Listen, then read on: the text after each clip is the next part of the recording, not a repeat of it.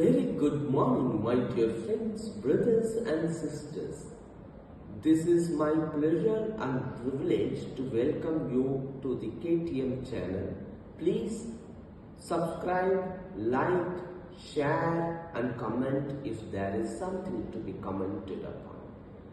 In today's lecture number 21, I am going to take you to unravel how the present perfect tense can be used in the sentence framing or sentence formation. அன்பு நண்பர்களே, சகோதர சகோதரிகளே, உங்கள் அனைவரையும் மீண்டும் ஒரு முறை சந்திப்பதில் மிக்க மகிழ்ச்சி கொள்கின்றேன். இன்றைய 21வது லெக்சரிலே உங்களை சந்திப்பதில் மிக்க மகிழ்ச்சி கொள்வதோடு மட்டுமல்லாமல் இன்றைய பாடத்திலே நாம் present perfect tense பயன்படுத்தி எவ்வாறு வாக்கியங்களை அமைப்பது என்பதை பற்றி பார்க்க இருக்கின்றோம். My dear friends, brothers and sisters, the sentence structure for the present perfect tense look like subject, have form verb, past participle or V3 and rest of the sentence. For instance, she has gone home. She subject, has have form verb, gone past participle or V3 and home is the rest of the sentence. Right? Similarly, one can also frame the negative declarative sentence. She has not taken her lunch. She subject, has have form verb, not negative word, taken the past participle or V3 and her lunch is the rest of the sentence. My dear friends, here you see the declarative sentence is both positive as well as negative. செய்தி வாக்கியம் நேர்மறையாகவோ எதிர்மறையாகவோ நம்ம present perfect tense பயன்படுத்தி உருவாக்கலாம். அதே நேரத்தில் கேள்வி வாக்கியத்தை வினா வாக்கியத்தை கூட நம்ம present perfect tense பயன்படுத்தி உருவாக்கலாம். அதுக்கான ஸ்ட்ரக்சர் எப்படி இருக்கும்? have form verb, subject, past participle or V3 and rest of the sentences. Say for example, have you gone home? Have subject, have form verb, you subject, gone past participle or V3, home is the rest of the sentence. In the negative sense, have you not visited your home?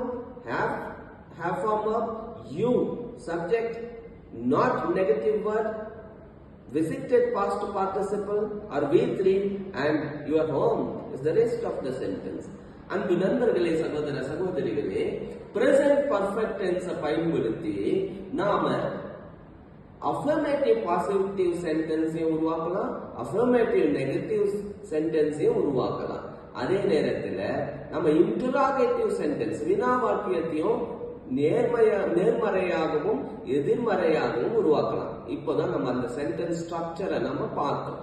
அன்பு நண்பர்களே, சகோதர சகோதரிகளே, நாம இந்த present perfect டென்ஸ எந்தெந்த சூழ்நிலைகளில், எந்தெந்த சர்க்கம்ஸ்டான்சஸ்ல, எந்தெந்த கான்டெக்ஸ்ட்ல நம்ம பயன்படுத்த வேண்டும் என்பதற்கு நான் ஒரு 7 கண்டிஷன்ஸை செட் பண்ணியிருக்கிறேன்.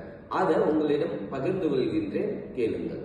The very first condition is, it is the general condition that something had happened in the past and also continuing up to the present. ஏதோ ஒன்று கடந்த காலத்தில் தொடங்கி தற்பொழுது வரை நடந்து கொண்டிருக்கிறது. அந்த சம்பவத்தை நீங்க present perfect tenseல தான் சொல்லணும். Say for example, they have been married for nearly 50 years. அவங்க கல்யாணம் ஆகி 50 வருஷம் கிட்டத்தட்ட ஆயிடுச்சு.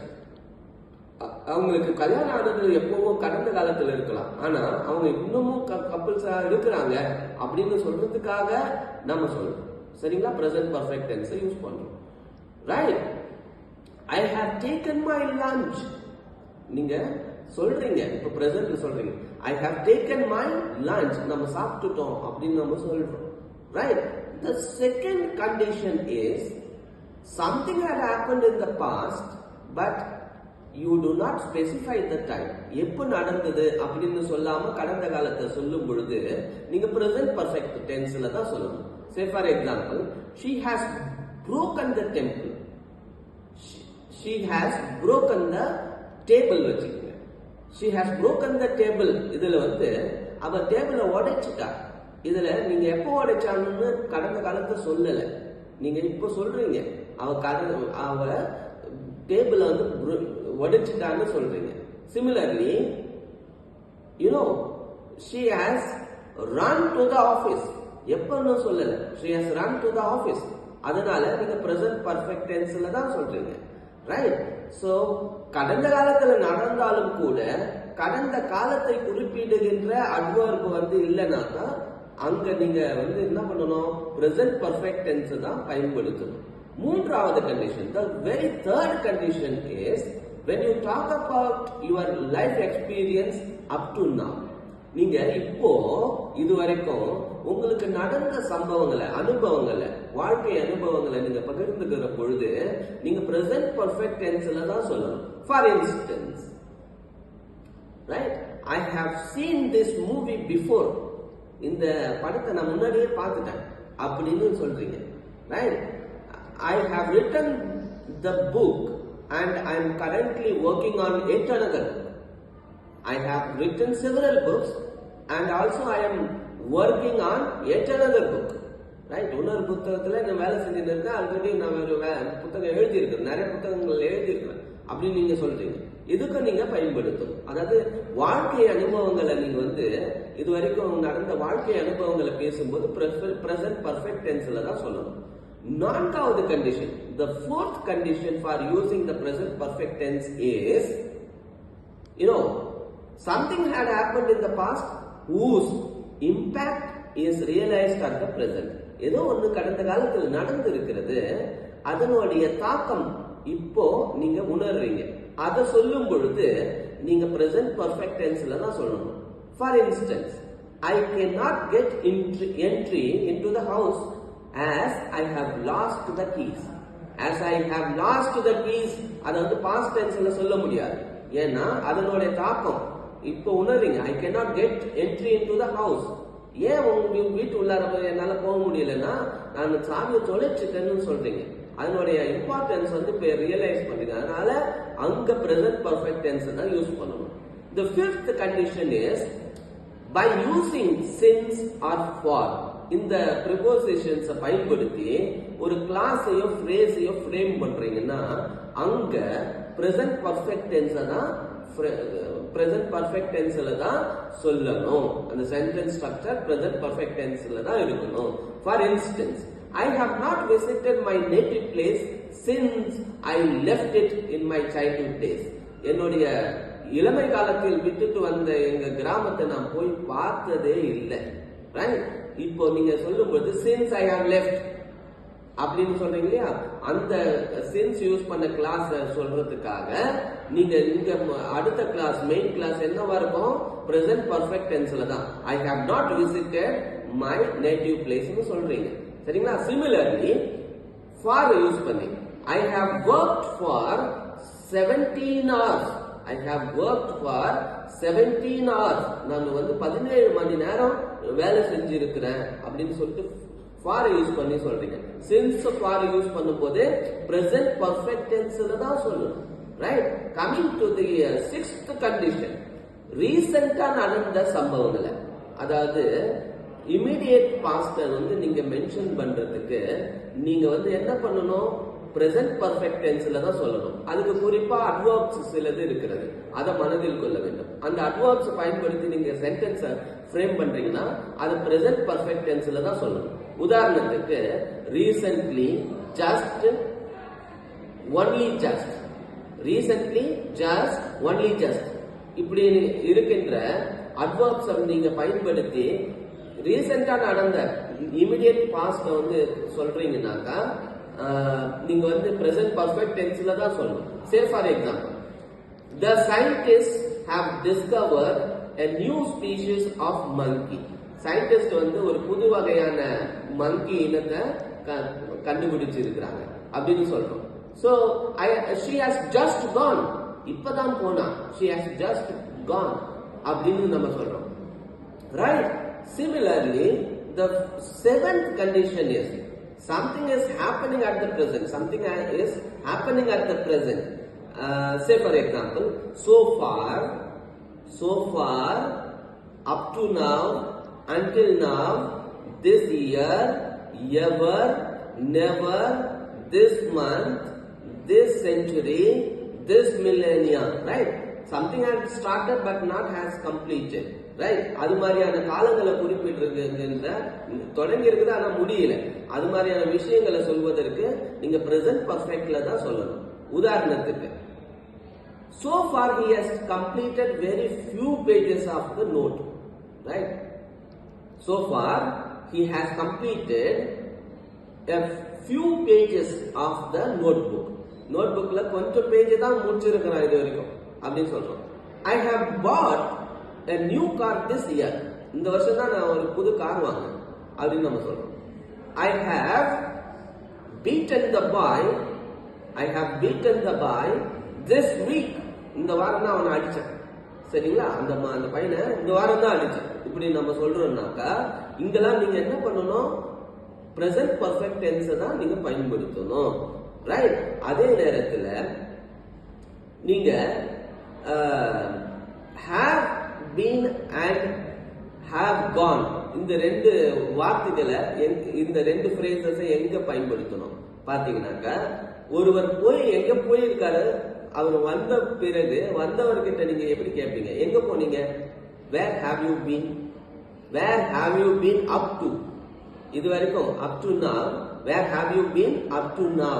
இது வரைக்கும் எங்க போனீங்க, எங்க இருந்தீங்க அப்படின்னு கேக்குறீங்க. எங்க போய் வந்தவர்கிட்ட have been யூஸ் பண்ணணும். சரிங்களா? ஒருவேளை போயிட்ட ஒன்றை பத்தி பேசும் பொழுது, இல்லாத ஒருத்தவங்களை பத்தி பேசும் பொழுது அங்க have or has been சொல்லணும். have or has gone அப்படின்னு சொல்லணும். இங்க பாருங்களேன், they have gone அப்படின்னா அவங்க இல்லை, இங்க அவங்க போயிட்டாங்க. they have gone, she has gone, he has gone அப்படின்னு நம்ம சொல்லணும். சரிங்களா? இல்லாத ஒருத்தவங்களை பத்தி போயிட்டாங்கன்னு சொல்லும் பொழுது they have gone அவங்க போயிட்டாங்க, she has gone அவன் போயிட்டான், he has gone அப்படின்னு சொல்றோம் இல்லையா, அவன் போயிட்டான் அப்படின்னு நம்ம சொல்றோம். அன்பு நண்பர்களே, சகோதர சகோதரிகளே, இந்த கடந்த காலத்துல finished டைம் குறிப்பிடுகின்ற, முடிந்தவற்றை குறிப்பிடுகின்ற காலத்தை சொல்லும் பொழுது, இது முக்கியமான ஒரு அறிவிப்பு, முக்கியமான விஷயம் மனதில் வைத்துக் கொள்ள வேண்டியது. கடந்த காலத்துல காலத்தை குறிப்பிடுகின்ற வார்த்தைகளை பயன்படுத்தும் பொழுது, கடந்த காலத்துல நடந்தவற்றை சொல்லும் பொழுது கடந்த காலத்தை குறிப்பிடுகின்ற வார்த்தைகள், அதாவது நேத்து, முந்தா நேத்து, அதாவது போன மாசம், right? yesterday, day before yesterday, last week, last month, last year, last 2 years back அப்படிலாம் நம்ம பயன்படுத்தும் போது கட்டாயமா present perfect tense பயன்படுத்த கூடாது. அத past, simple pastல தான் சொல்லணும், right? Say for example, I visited my uncle's house yesterday. இப்படிதான் சொல்லணும். I have visited my uncle's house yesterday அப்படின்னு சொல்லக்கூடாது. அதுக்கு மாறா I have recently visited my uncle's house அப்படின்னு சொல்லலாம். I have visited my uncle's house this year. இந்த வருஷம் தான் நான் போனேன் அப்படின்னு நம்ம சொல்றோம். சரிங்களா? அன்பு நண்பர்களே, சகோதர சகோதரிகளே, இந்த present perfect tense பயன்படுத்தி ever and never, yet இந்த மூணு adverbs எப்படி பயன்படுத்தலாம்னு சொல்றேன் கேளுங்க. ever, have you ever visited the place? அந்த இடத்துக்கு எப்பாவது போய் பார்த்திருக்கிறீங்களா அப்படின்னு நம்ம கேட்கிறோம் பாசிட்டிவ்ல. have you ever visited the place, right? have you ever met your friend? உன்னுடைய நண்பனை எப்பாவது பார்த்திருக்கிறீங்களா? அவன் சொல்றான், yes, I have met him, but I have never met his wife. அவனுடைய வைஃப் நான் பார்த்தது கிடையாது, ஆனா அவனை பார்த்திருக்கிறேன் அப்படின்னு சொல்றீங்க. சோ நெகட்டிவ்க்கு நெவர் சொல்வீங்க, எவருக்கு வந்து பாசிட்டிவ்க்கு சொல்லுவீங்க. I have ever happened to meet my friend. நான் எனக்கு சான்ஸே கிடைக்கல அப்படின்னு எவருக்கும் சொல்லுவோம். எவர் வந்து பாசிட்டிவ்க்கும் நெவர் வந்து நெகட்டிவ்க்கும் பயன்படுத்தணும். அதே மாதிரி எட்டும் வந்து நெகட்டிவ்க்கு தான் பயன்படுத்தணும். I have not finished my homework yet. I have not finished my homework yet. நான் என்னுடைய ஹோம்ஒர்க்கை இது வரைக்கும் முடிக்கல அப்படின்னா முடிக்கணும் அப்படின்னு சொல்றீங்க. I have not finished my homework yet அப்படின்னு சொல்றோம். எவர் உங்களுக்கு தெரியுது, நெவர் வந்து எப்படி பயன்படுத்தணும் தெரியுது.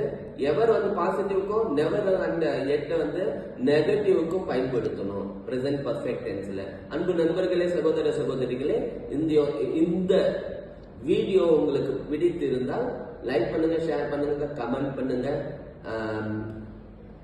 Let's meet in the coming future with yet another lecture. Thank you so much. Bye bye.